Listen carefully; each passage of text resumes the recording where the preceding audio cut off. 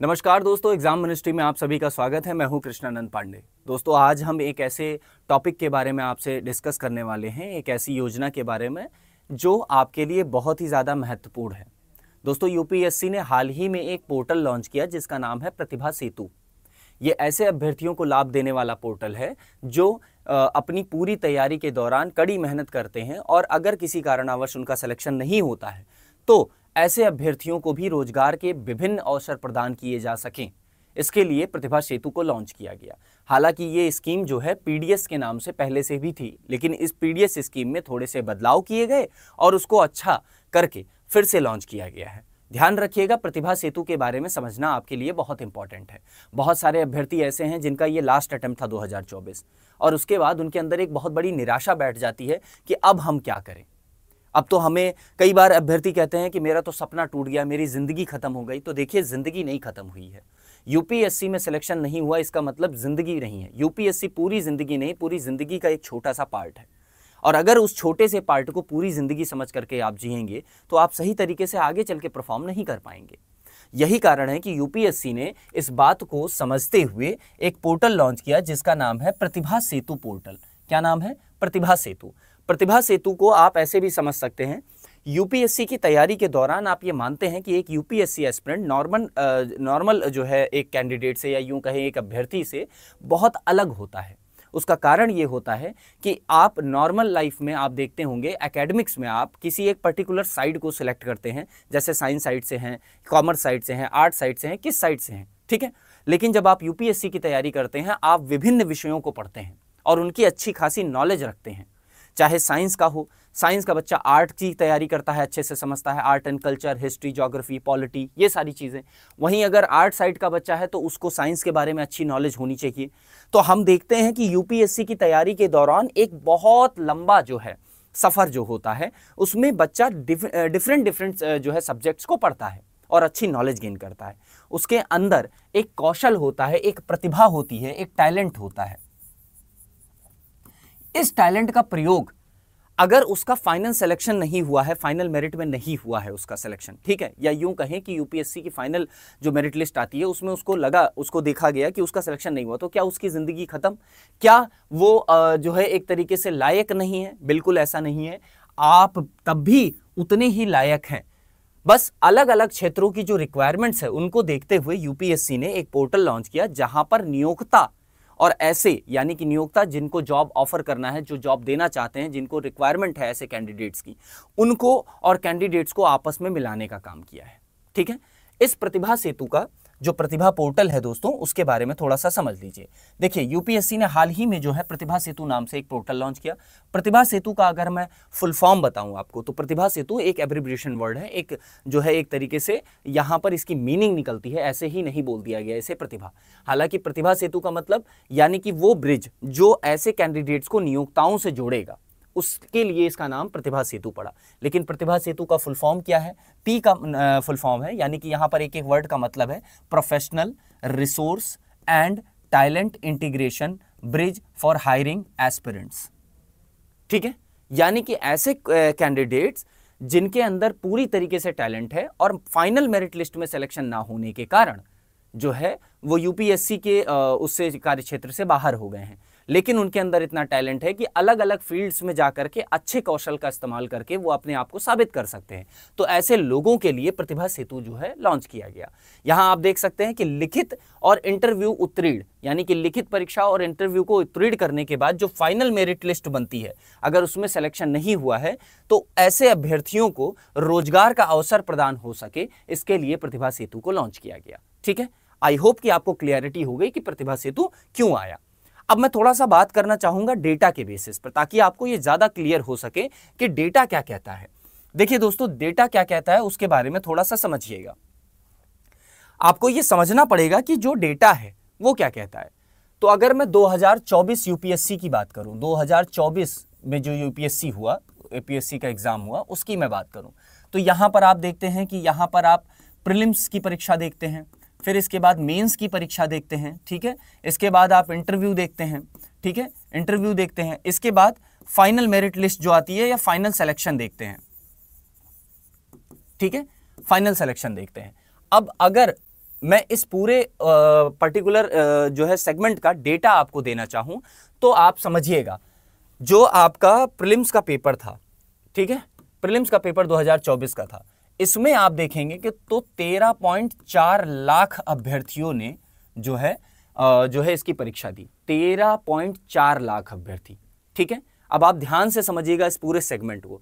13.4 लाख अभ्यर्थियों ने पेपर दिया और इसमें से फिल्टर, मैंने आपको भी पता है कि ये जो परीक्षा होती है प्रीलिम्स, ये फिल्टर के उस पे होती है, यानी कि एक फिल्टर होता है ताकि फिल्टर करके उन अभ्यर्थियों को छांटा जा सके जो मुख्य परीक्षा या किसी कारणवश या कोई भी कारण होते हैं, तो ये फिल्टर का काम करता है एक तरह से, ठीक है। अब यहां से समझिएगा किस तरीके से फिल्टर हुआ। फिल्टर होने के बाद आप देखेंगे कि जो 2024 की मेंस की परीक्षा रही उसमें 14,627 जो है एस्पिरेंट्स जो थे उन्होंने परीक्षा दी। अब आप देखिए 13 लाख से सीधा 14,000। अब बात आती है जो प्रतिभा सेतु है वो कहां से काउंट कर रहा है, उसको समझने का प्रयास करिएगा। तो प्रतिभा सेतु जो है दोस्तों, प्रतिभा सेतु यहां इस पोर्टल को, इस पूरे सेगमेंट को देखता है। अब यहां से समझिएगा कि 14,627 अभ्यर्थियों ने जो है मेंस की परीक्षा दी। इसमें से अगर मैं इंटरव्यू की बात करूं तो आपको भी पता है, हमें भी पता है कि इंटरव्यू जो है वो बहुत ज्यादा कम अभ्यर्थी, यानी मेंस की परीक्षा देने के बाद अभ्यर्थी जो होते हैं इंटरव्यू देते हैं, वो देखिएगा आंकड़ा 2,845 एस्पिरेंट्स ने इंटरव्यू दिया। अब आप सोच करके देखिए, 14,627 ने मेंस और वहीं 2,845 ने जो है एक तरीके से इंटरव्यू। फाइनल सिलेक्शन की मैं बात करूं तो फाइनल सिलेक्शन जो हुआ है वो 1,009 एस्पिरेंट्स का हुआ। तो यहां पर 1,009 एस्पिरेंट्स ने ही केवल मेहनत की, क्या सिर्फ वही इतने बुद्धिमान, इतने प्रतिभाशाली स्टूडेंट्स थे, या इन्हीं के पास कौशल है? बाकी लोगों के पास, इनमें इस स्टेज में जो लोग छठे उनके पास कौशल नहीं है? बिल्कुल है। यानी कि अब यहां पर आप समझ पा रहे होंगे कि प्रतिभा सेतु किन पूरे सेगमेंट को टारगेट कर रहा है। यानी कि 1,009 अभ्यर्थी जिनका फाइनल मेरिट लिस्ट में सिलेक्शन हुआ वो तो पद पा गए, लेकिन क्या जिनका सिलेक्शन नहीं हुआ वो क्या इस लायक नहीं थे कि वो जो है उनके पास इतनी नॉलेज नहीं थी कि क्या वो कहीं और काम कर पाए? बहुत सारे एस्पिरेंट होते हैं ऐसे जिनका 2024 लास्ट अटेम्प्ट था। ऐसे में भी बहुत बड़ी समस्या बन जाती है कि ऐसे अभ्यर्थियों को कहां पर जो है एक तरीके से सम्मिलित किया जा सके, किस क्षेत्र में इनको सुनियोजित तरीके से सम्मिलित किया जा सके। रोजगार की भी बहुत बड़ी समस्या रहती है भारत में। लेकिन नियोक्ता कई बार ऐसे होते हैं, डिफरेंट फील्ड के नियोक्ता जो होते हैं वो अक्सर एम्प्लॉयर जो हैं वो ये सोचते हैं कि अगर हमें कोई ऐसा कैंडिडेट मिले जो पर्टिकुलर इस फील्ड का जो है अच्छी नॉलेज रखता हो, कौशल रखता हो, तो ऐसे लोगों को प्रतिभा सेतु जो है वो आपस में कनेक्ट करता है। याद रखिएगा, प्रतिभा सेतु का काम क्या है? नियोक्ता और अभ्यर्थियों को आपस में जोड़ना, ठीक है। इसीलिए इसको प्रतिभा सेतु का नाम दिया है। सेतु का मतलब होता है ब्रिज। अब यहां देखिएगा, जो प्रतिभा सेतु है ये ऐसे अभ्यर्थी जो लिखित और इंटरव्यू किंतु अंतिम मेरिट लिस्ट में सूची में नहीं आ पाए, ऐसे उम्मीदवारों को रोजगार का अवसर प्रदान करता है। याद रखिएगा कि आपको अब चिंता करने की विषय जो है, ये जो विषय था अब नहीं है। बात को समझने का प्रयास करिए। अब अगर आपका फाइनल मेरिट लिस्ट में सिलेक्शन नहीं होता और आपके पास एक तरीके से लास्ट चांस था आपका, तो अब एक चांस और है आपके पास। गवर्नमेंट के साथ, डिफरेंट इंस्टीट्यूशंस के साथ, प्राइवेट सेक्टर के साथ, अच्छी कंपनियों में अच्छे पदों पर आप जो है चयनित हो सकते हैं। इसके बारे में थोड़ा और समझेंगे। देखिए, यहां पर मैंने आपको बताया था, इसे पहले पब्लिक डिस्क्लोजर स्कीम के नाम से जाना जाता था, पीडीएस के नाम से। इसे अब प्रतिभा सेतु का नाम दे करके और इसे मॉडिफाइड करके विस्तारित कर दिया गया है, ठीक है। पहले भी ये योजना थी, पीडीएस के नाम से जानी जाती थी, लेकिन अब इसको जो है थोड़ा सा विस्तार किया गया है। विस्तार इसमें क्या किया गया है? विस्तार ये किया गया है दोस्तों कि इसमें नियोक्ताओं के लिए भी, यानी कि जिनको जॉब देनी है उनको भी इस पोर्टल पे रजिस्ट्रेशन करने का मौका है। और अभ्यर्थियों का जो डेटा है वो यूपीएससी एस्पिरेंट्स जो होते हैं उनका डेटा जो है यूपीएससी के पास होता है। जो 14,000 बच्चे हैं इनका खुद डेटा होता है। यहां समझिएगा कि यूपीएससी के पास 10,000 प्लस ऐसे अभ्यर्थी हैं जो काफी प्रतिभाशाली हैं, उनका डेटा है। और इन डेटा को जो है नियोक्ता से शेयर किया जाएगा, यानी एम्प्लॉयर से शेयर किया जाएगा। एम्प्लॉयर कैटेगरीज अपनी बता देंगे कि हमें इस कैटेगरी के जो है अभ्यर्थियों को चाहिए, हमें इस कैटेगरी का कैंडिडेट चाहिए, और यहां से वो अपने जो है इस कैटेगरी से, इन पूल से अपने जो है कैंडिडेट को सेलेक्ट कर सकते हैं। बात समझ में आ गई? तो इस तरीके से आप देख सकते हैं काफी लंबा चौड़ा डेटा है यूपीएससी के पास, जो काफी प्रतिभाशाली जो है एक तरीके से उम्मीदवार हैं। हालांकि मैं बात करूं तो प्रतिभा का उपयोग, अगर मैं बात करूं इसका उद्देश्य क्या है इस पूरे जो है प्रतिभा सेतु पोर्टल का, तो उद्देश्य है प्रतिभा का उपयोग किया जा सके। मैंने आपको बताया कि जो परीक्षा में उत्तीर्ण हो जाते हैं, क्या हम इस क्राइटेरिया को कह सकते हैं कि जो उत्तीर्ण हुए सिर्फ यही लायक थे? ऐसा नहीं होता है। जिन्होंने पेपर दिया, जिन्होंने उतनी ही मेहनत की है, किसी कारणवश फाइनल मेरिट लिस्ट में उनका सिलेक्शन नहीं होता, नंबर कम है किसी वश, ठीक है, तो क्या ऐसे लोगों के पास दिमाग नहीं है? आपने देखा होगा बहुत सारे ऐसे लोग होते हैं जो कहीं ना कहीं लाइफ में एक जगह हारे हैं।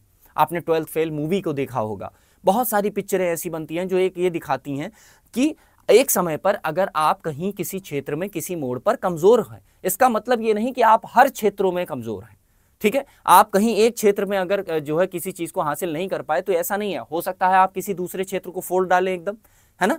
तो ये इस चीज को समझने का प्रयास है कि ये जो प्रतिभा का उपयोग है इसे किया जा सके, यानी कि मेरिट लिस्ट से बाहर होने वाले जो है अभ्यर्थियों को दूसरी नौकरी का अवसर मिल सके। और ये नौकरी सिर्फ ऐसी वैसी नहीं, आप गवर्नमेंट के मंत्रालयों के साथ, PSUs के साथ, इनके साथ काम करने का आपको अवसर प्रदान हो सकता है, ठीक है।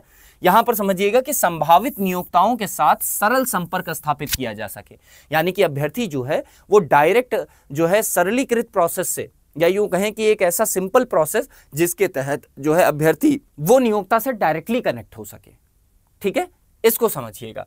यूपीएससी प्लेटफॉर्म पर निजी और सरकारी संस्थाओं को प्रोफाइल उपलब्ध कराई जाएगी। कैसे होगा?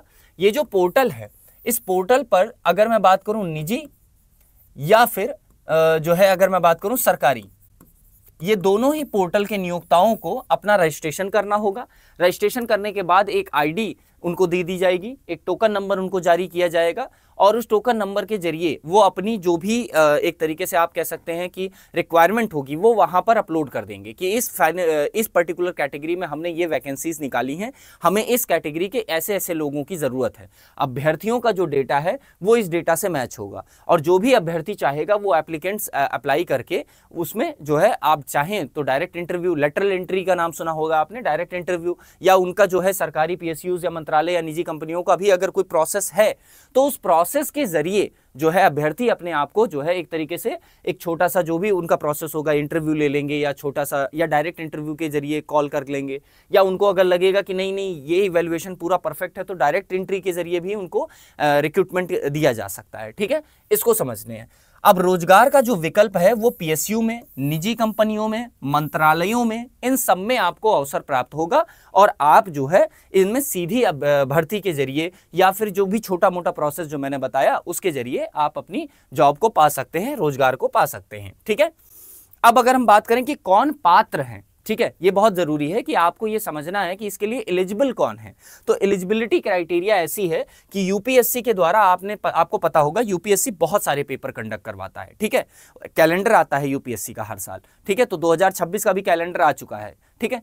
उसमें जितने भी पेपर होते हैं उनमें से कौन कौन से पेपर्स दिए हुए अभ्यर्थियों को इसमें जो है शामिल होने का मौका मिलेगा। तो याद रखिएगा, इसमें जो गैर अनुशंसित इच्छुक उम्मीदवार हैं, ठीक है, उनको शामिल होने का अवसर मिलेगा। कौन कौन सी परीक्षाएं हैं? तो सिविल सेवा की परीक्षा, ऐसे अभ्यर्थी जो सिविल सेवा की परीक्षा दे रहे हैं, भारतीय वन सेवा परीक्षा, केंद्रीय सशस्त्र पुलिस बल, ठीक है, इसके साथ साथ इंजीनियरिंग सेवा परीक्षा, ठीक है, IES, ठीक है, इसके बारे में भी सुना होगा आपने।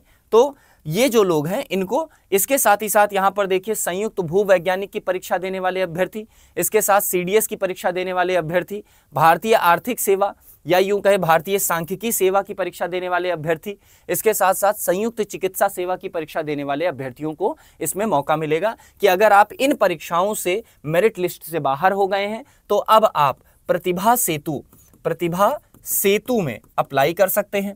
अब बात एक बहुत बड़ी ये आती है कि डेटा तो जो है यूपीएससी के पास है, तो विदाउट एस्पिरेंट्स के कंसर्न के ये डेटा शेयर नहीं होगा जब तक जो है उससे एक तरीके से अगर अभ्यर्थी इस चीज को अलाउ नहीं करता है कि उसका डेटा शेयर किया जाए तो उसका डेटा शेयर नहीं होगा। और अगर अभ्यर्थी इस चीज को अलाउ करता है कि हाँ अगर मेरे साथ ऐसा होता है तो मेरा डेटा ऐसी कंपनियों ऐसे मंत्रालयों के साथ शेयर किया जाए और अगर उन्हें जरूरत हो तो वो बाद में कर सकते, तो बिना कंसर्न किए हुए आपका डेटा जो है यूपीएससी शेयर नहीं करेगा। ठीक है, इतनी सारी चीजें समझ में आ गई। अब बात करते हैं कि कैसे इस योजना का इस स्कीम का संचालन किया जाएगा। तो यहां आप देख सकते हैं कि इससे पहले कि गैर अनुशंसित इच्छुक उम्मीदवार की सूची सार्वजनिक प्रकटीकरण योजना यानी कि पीडीएस पब्लिक डिस्क्लोजर स्कीम के तहत अपनी वेबसाइट पर प्रकट की गई थी कि इतने कैंडिडेट्स हैं। पहले ऐसा रूल था, बट अब क्या है, थोड़ा सा चेंज कर दिया गया। अब आयोग गैर अनुशंसित उम्मीदवारों को स्वैच्छिक चयन भर्ती के लिए संगठन को लॉगिन आईडी और पासवर्ड प्रदान करेगा। यानी कि अब ऐसे अभ्यर्थियों को भी लॉगिन आईडी पासवर्ड, और जो नियोक्ता हैं यानी कि एम्प्लॉयर हैं उनको भी एक लॉगिन आईडी पासवर्ड मिलेगा, और प्रतिभा सेतु पोर्टल पर वो अपना रजिस्ट्रेशन करेंगे और दोनों को मिलाने का काम प्रतिभा सेतु करेगा। बात समझ में आ गई। इसके अलावा निजी संगठन, याद रखिएगा इसमें पीएसयू मंत्रालय के साथ साथ निजी संगठन भी हैं।